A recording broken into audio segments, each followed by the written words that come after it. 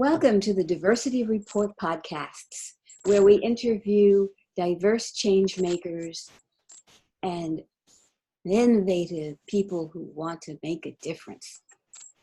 I'm your host, Deborah Levine, editor of the American Diversity Report. And with me today is Laverne McKinnon, co-founder of K&L Productions. Laverne is a champion of underdog and underserved stories and the people behind them. Her mission is to help people across their finish lines. As a film and television producer, a leadership and personal coach, a certified grief counselor, and professor at Northwestern's Master's Leadership for Creative Enterprises program, Laverne is going to share with us how to find and use values to live a fulfilling life. Welcome, Laverne. Hi, Deborah. I'm so happy to be chatting with you today. Wonderful. Especially at this time of year when we have so much stress on people, the idea of leaving that behind and having a fulfilling and happy time is uppermost in people's minds, yes?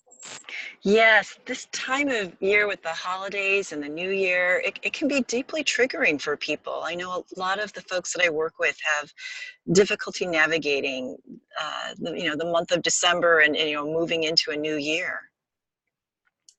How do they navigate it? It's much more difficult than we really anticipated always. Something happens, some surprise comes up, and there you go. You're off and running. It's so true. And I think it's also because this time of year with, whatever holidays people are celebrating and New Year's as well, is that it creates a very high degree of expectation that I'm supposed to be having a particular experience, and that when people don't have that experience, they're really looking at themselves and feeling like, wait, what's wrong with me because I'm not feeling happy or joyful or full of gratitude or looking very excitedly at the new year. And that, again, can be incredibly triggering for people because of the expectations that they have around what they're supposed to be feeling as a result of these holidays. Oh, I know so well. You have great Yeah. hopes. Yeah. There's a wonderful, I don't know, maybe it's not so wonderful, but there's a quote that I hold very dear to my heart, which is that expectation is the source of all suffering. And, and it really, it rings true. I once went to go see a shaman who I was struggling in my life, and I was looking for some answers. And he said, don't go to New York expecting it to be San Francisco. And I think that's part of what he was ultimately saying, is having compassion for oneself around particular events or issues. And so, I'd love to just take a few moments right now to just unpack that idea a little bit more. So where we're at right now is what I talk about is this idea of our present state. And then there's something that we look at that's called the future state.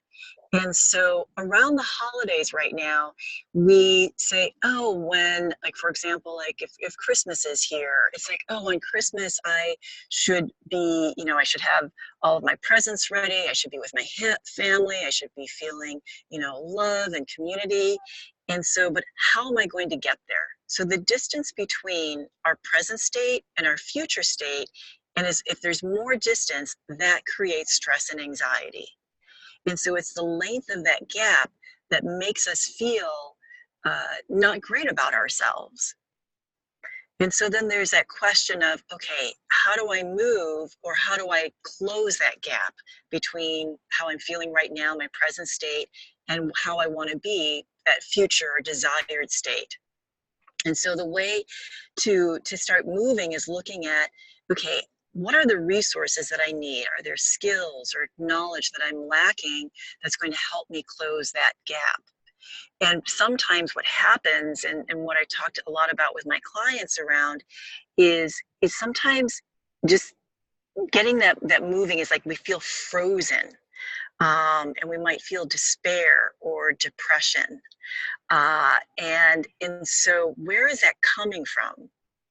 And it's coming from a couple of different places. And Deborah, slow me down if I'm going too fast here. No, you're good. Okay. I feel so passionately about this because I've personally experienced that, especially around New Year's and New Year's Eve, where I always felt like, I don't want to go to that party because I'm just not going to have a great time, and everyone else is going to be having a great time, and I don't know what to wear. I don't know how I'm supposed to show up. And it's sometimes like those small things got me really, really stuck. And what I was experiencing was what I call limiting beliefs, or what we call in the industry cognitive distortions. So for example, one of my limiting beliefs, especially around New Year's Eve, was that, everyone else is having a great time and they're so feel good about themselves. And I never know what to wear. And I know it's I'm going to be judged. And so that limiting belief of I never know what to wear, it stopped me from being able to see possibility. And mixed in with that is one of those cognitive distortions where I believed and would think everyone else is having a great time except for me. And cognitive distortions, just to put this into layman's language, is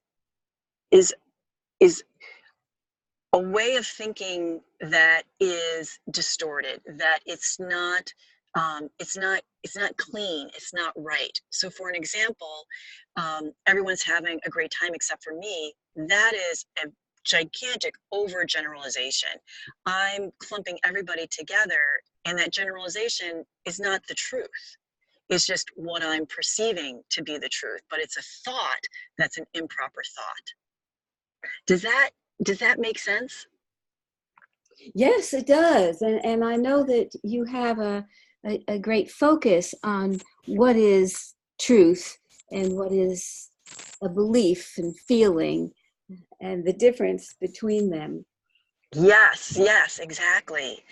So breaking this down even more is that what we can do, especially again around these holidays and around New Year's, is to use this model of what is a truth, what is a thought, what is a feeling, and what is a belief.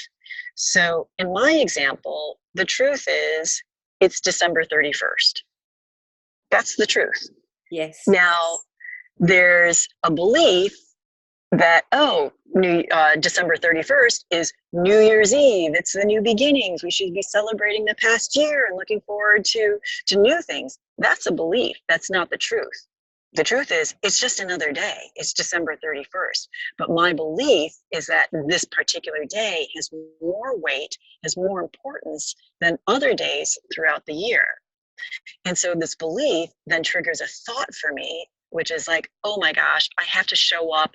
I have to look great. I have to be happy. I have to be able to list all my accomplishments. I have to know what my goals are for the next year.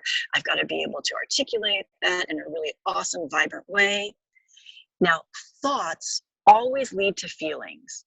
And so when I'm having those thoughts about how I'm supposed to show up, the feeling that's being generated as a result of those thoughts is, I feel horrible. I don't feel good. I feel anxious. I feel stressed. I feel upset. I feel frustrated.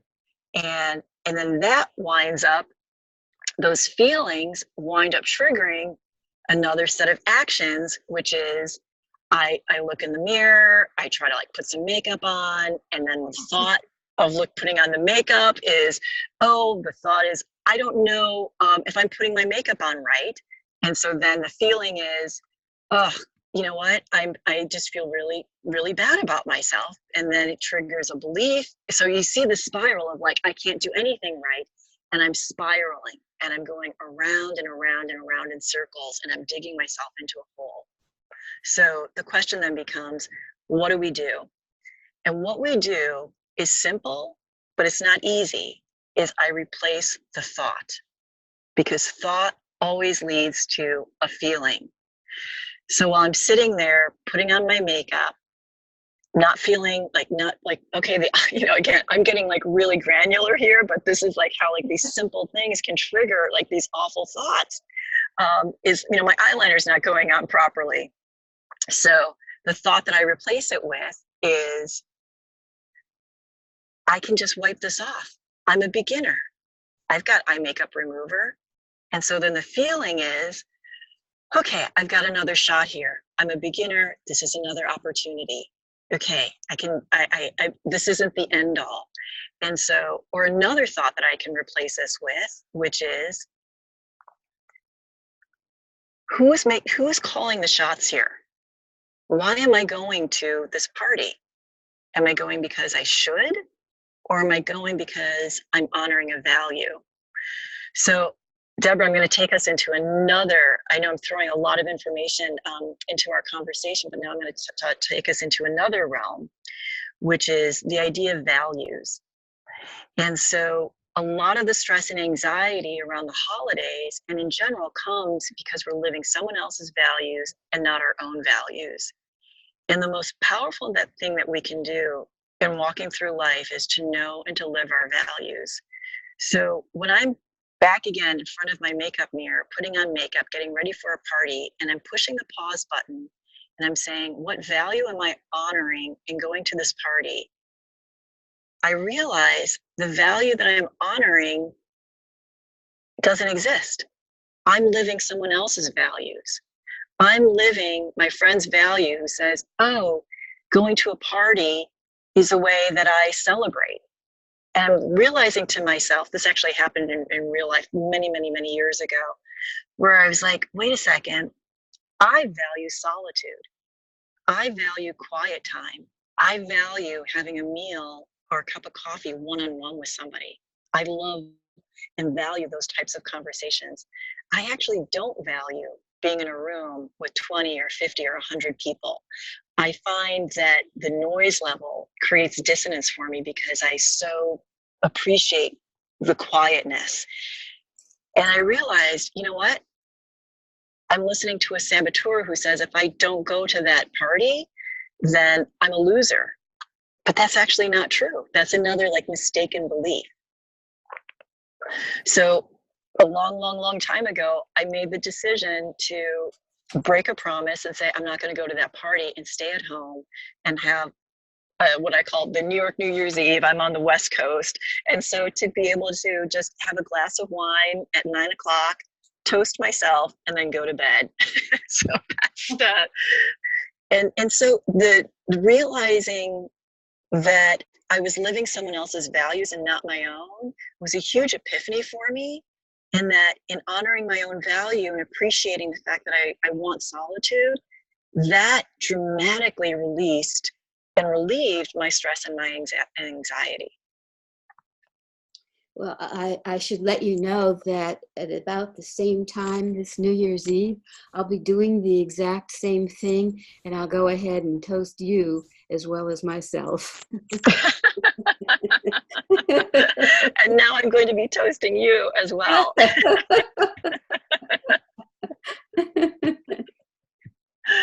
Yes, yes.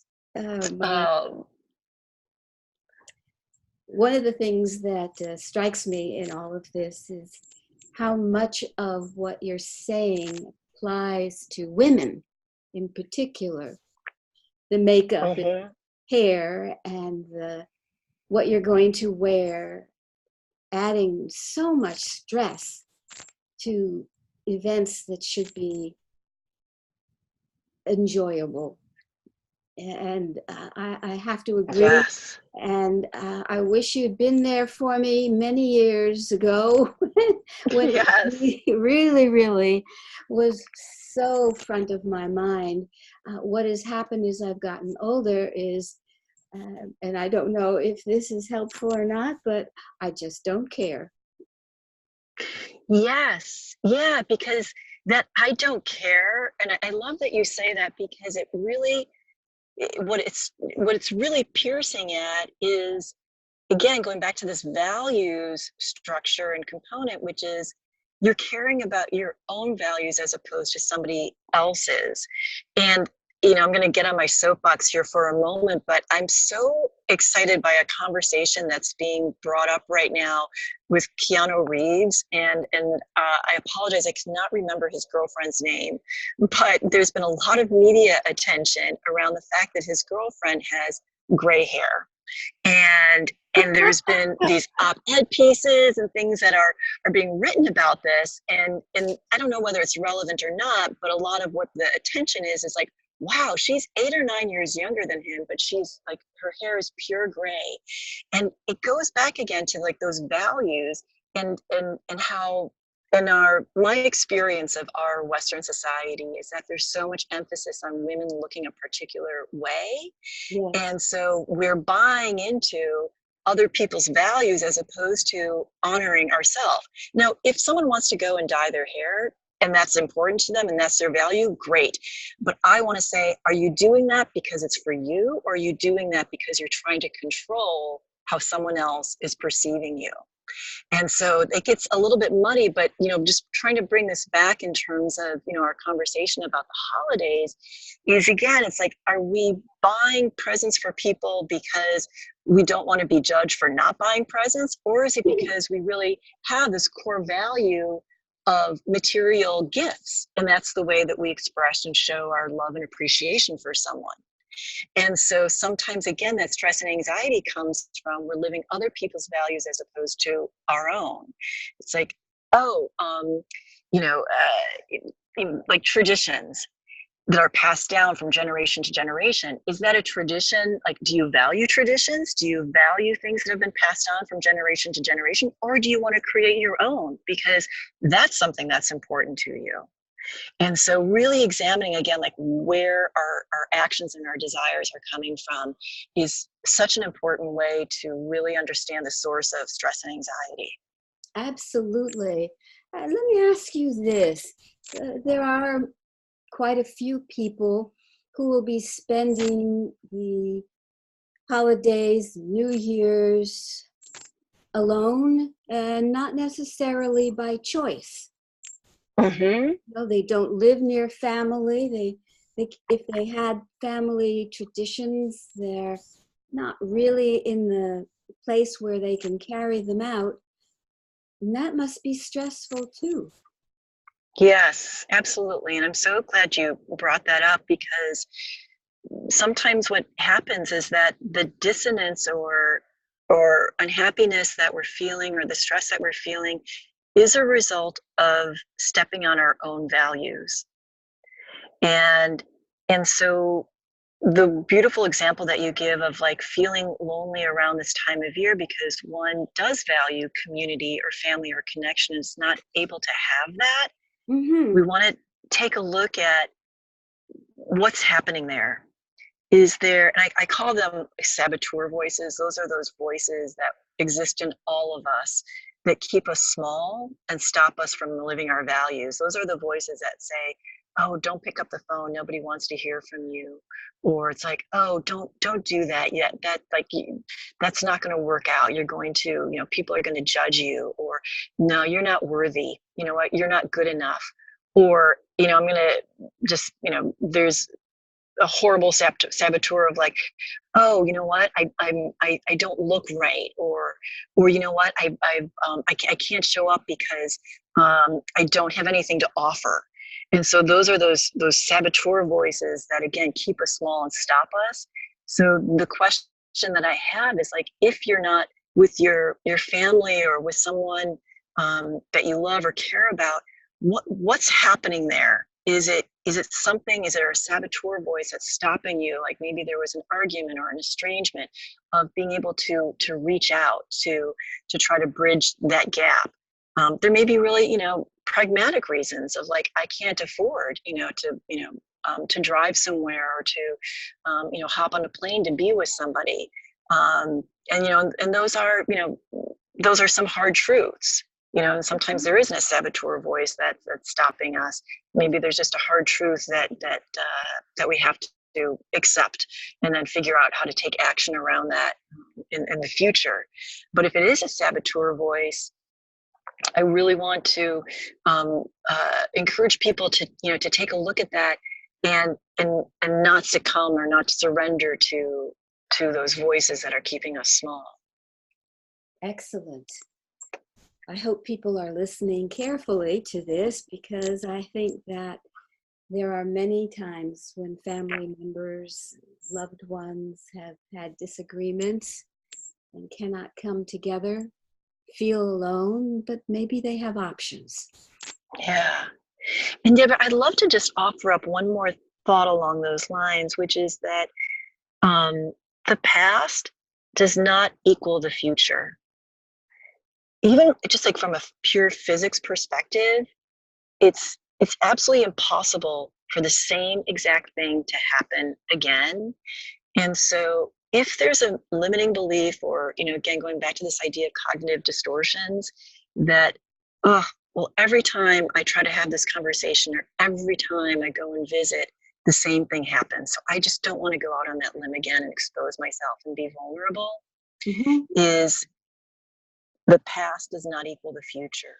And so it may feel the same, but it's not the same, and that we can make some choices in terms of honoring our values and not listening to our saboteurs that will have impact on future interactions or exchanges or experiences.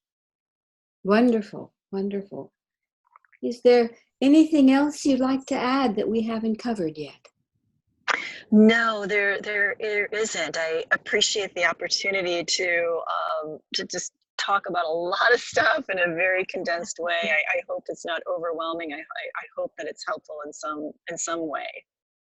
Oh, absolutely. We need all the help we can get during this period, which is supposed to be maybe the happiest time of the year, but it can also be very stressful. Yes. Yeah. Absolutely. And if you had one piece of advice to give people in December, what would it be? Oh, it's not going to be an original piece of advice, but it's one that I think is so important and that we just need so much reminding of, which is self-compassion. Like, be gentle with ourselves. And Thank you. yeah, just gentleness. I'm going to have to work on that myself. Yeah. Well, we really appreciate hearing from you, Laverne. It's a pleasure. And the reality is that the advice you're giving us today and the work that you're doing is applicable year round, and something to be practiced every day, that self-compassion. And thank you so much for sharing that. And we'll look forward to hearing from our audience, their responses, and appreciate your coming on board. Thank you so much for the opportunity. And my website is a place, if people would like to go there for more information. I have a blog there. It's LaverneMcKinnon.com. Great. LaverneMcKinnon.com, folks. Yes. Look. All right. All right. Take care. Happy holiday season. Thank you so much. And Happy New Year. Bye-bye.